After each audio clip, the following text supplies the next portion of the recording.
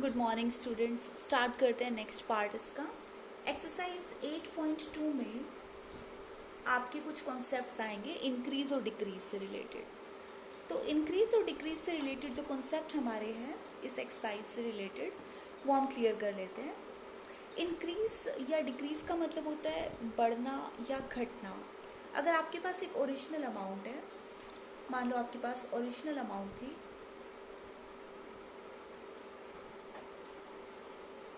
500 rupees और आप कहते हैं कि 500 रुपीज़ से आपके पास अमाउंट इंक्रीज़ हुई, यानी कि आपके पास अमाउंट बढ़ गई। जो इंक्रीज़ हुआ अमाउंट वो था लेट्स से 50 रुपीज़ का।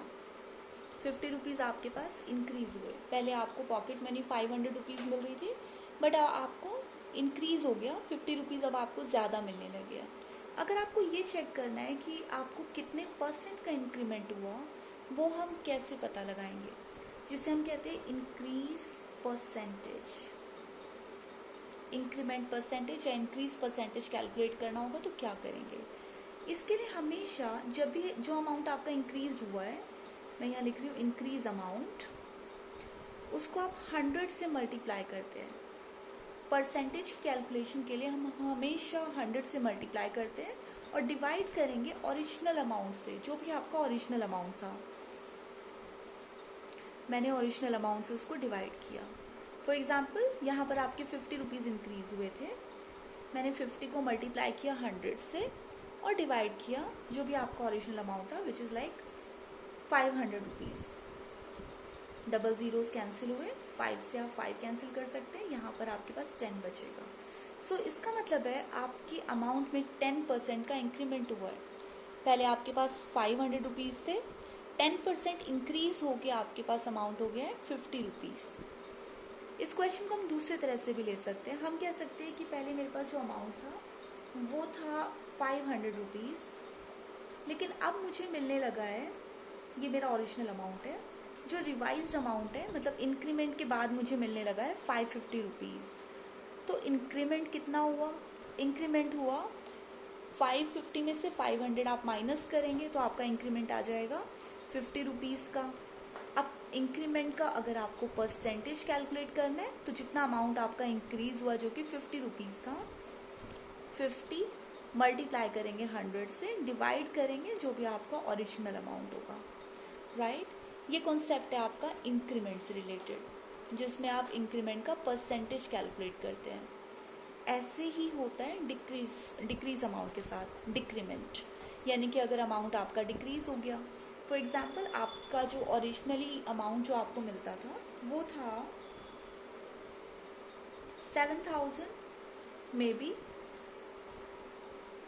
आपके पास 7000 ओरिजिनल अमाउंट था, बट अब जो है ये 7000 रुपीज़ डिक्रीज होके अब आपको मिलने लगा है लेट्स से 5000। तो हम इसे कहते हैं ये जो अमाउंट है ये ओरिजिनल नहीं है, ये अमाउंट हमारा रिवाइज्ड अमाउंट होता है। तो ये रिवाइज्ड अमाउंट है आपका 5000, राइट? तो कितना डिक्रीज हुआ? डिक्रीज हमारा होगा ओरिजिनल माइनस रिवाइज्ड। तो यहाँ पर हमारा डिक्रीज होता है 2000, राइट? 2000 रुपीज़ हमारे डिक्रीज हो गए। अब 2000 रुपये डिक्रीज हुए, लेकिन इसी डिक्रीमेंट का अगर मुझे परसेंटेज कैलकुलेट करना है तो हम कहते हैं डिक्रीमेंट परसेंटेज। तो हम कह सकते हैं वो परसेंटेज निकालने के लिए जो अमाउंट डिक्रीज हुआ है विच इज़ 2000 मल्टीप्लाई बाय 100। अगर परसेंटेज की कैलकुलेशन करनी है तो 100 से मल्टीप्लाई करते हैं, और परसेंटेज गिवन है तो 100 डिवाइड में आता है, राइट? डिवाइडेड बाय हमेशा ओरिजिनल अमाउंट। ऐसे क्वेश्चंस में हमेशा जो भी आपका फर्स्ट अमाउंट होता है जिस पर कैलकुलेशन हुई थी वही हमेशा डिवाइड करता है। इसमें कभी रिवाइज्ड अमाउंट की कैलकुलेशन नहीं होती है। सॉल्व करते हैं। ये ऑल ट्रिपल ज़ीरोज़ यहाँ कैंसिल हो गए, तो आपके पास बचा 200 डिवाइडेड बाय 7।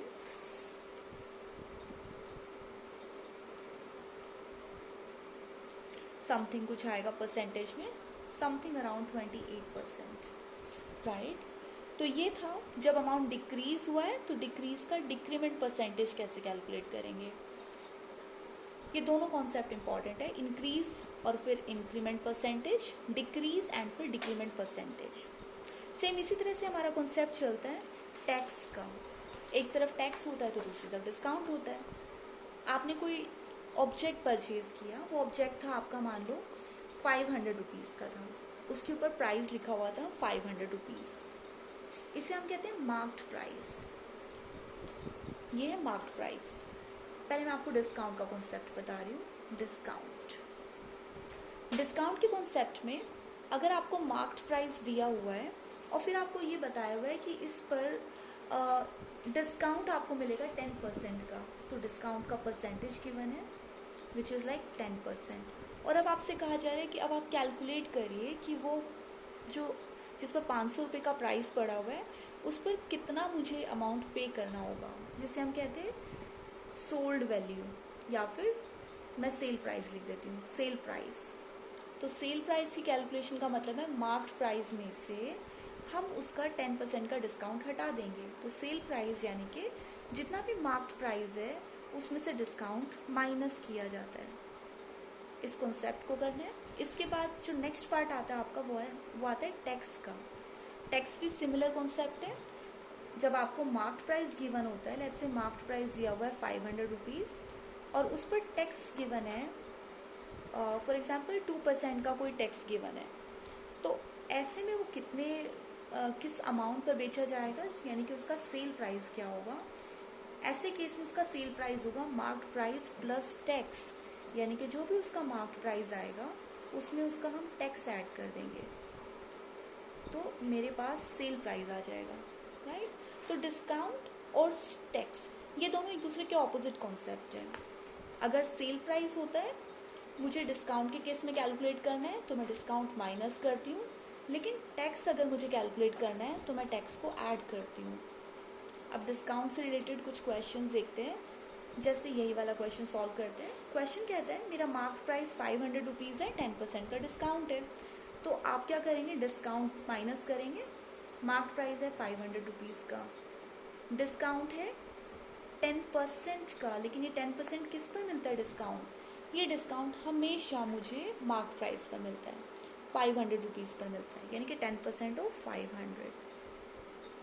सॉल्व कर लें। 500 माइनस 500 का 10% कितना होगा, हमें पता है इसकी कैलकुलेशन कैसी होती है। 10% to be calculated by dividing 100 multiply 500 as it is, तो आपके पास बचा 500 माइनस 5 इंटू 10 विच इज़ 50, तो ये आपके पास आया 450 रुपीज़ का, राइट।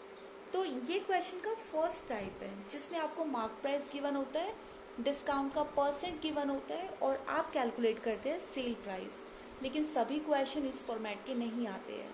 हो सकता है मार्क प्राइस गिवन हो या फिर सेल प्राइस गिवन हो, ये दो चीज़ें गिवन होगी, डिस्काउंट का परसेंटेज निकालना होगा, या फिर ये भी हो सकता है कि सेल प्राइस और डिस्काउंट परसेंटेज गिवन है और आपको मार्क प्राइस निकालना है। इन तीनों चीज़ों में से जो चीज़ नहीं गिवन है उसको हम अज्यूम करके सॉल्व करते हैं। फॉर एग्जाम्पल मैं इसी क्वेश्चन को एक्सटेंड करती हूँ। अब की बार ये जो क्वेश्चन है जिसमें 500 रुपीज़ का मार्क प्राइस है, मैं इसमें अज्यूम कर लेती हूँ कि मुझे जो सेल प्राइस है वो पता है 450 रुपीज़ है, मुझे मार्क प्राइस भी पता है कि वो 500 रुपीज़ है, बट मुझे ये नहीं पता कि डिस्काउंट कितना है।